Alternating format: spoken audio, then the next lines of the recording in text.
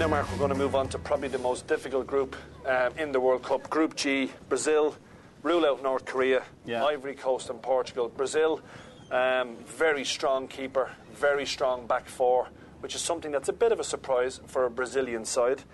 Ivory Coast, Sven-Göran Eriksson has taken them over. Kalou, Drogba, many other players. And Portugal, who were very lucky to actually finish second in their qualifying group. They did the business in the playoff, but it seems that Queiroz is not getting the best out of Portugal. Well, I think the key for Portugal is obviously Ronaldo, isn't it? So, especially with sort of Deco on the wane now, Nani not really, although he had a last good couple of months at Manchester United, you're still not looking at him as being the top of his tree. I think Portugal a little bit one or two ageing players. Certainly not the force that they were. I'm with you with the Brazilians. Now all of a sudden that, you know, whereas we used to talk about going forward, unbelievably good, defensively outstanding. Yeah. So I think, you know, for me they're going to take the ones you have to beat to win the World Cup anyway. Because I think on the what happens, Leon, I think with teams like Brazil is if you win the competition, there is one match.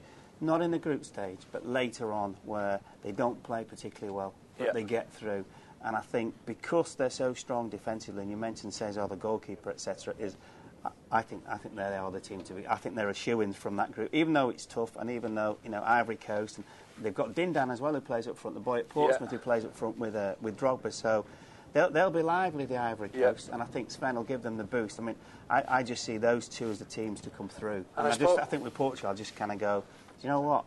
I don't think you're going to be strong enough to beat either the Ivory Coast or Brazil. And just a quick word, it's no coincidence that the Brazilian players, like Mourinho has got 3 out of the back 5 at Inter Milan, Maicon, Lucio and Cesar. Yeah. No coincidence. Well, Dani Alves doesn't even get in the team. That's what I'm saying. I mean, he can't get ahead of Maicon. No. So it goes to show you, it's probably another compliment for Jose. Yeah. How well these Brazilian boys are defending. Well, not only that, have you seen the size of Maicon and Lucio? Yeah. I mean, they're giants. They're absolute giants. Yeah. And the days where you could, if you remember all the Brazilian teams, you could probably name all the midfield players and the forward players. You could never name the defenders because they didn't have any. Or well, you know the goalkeeper because he was that bad.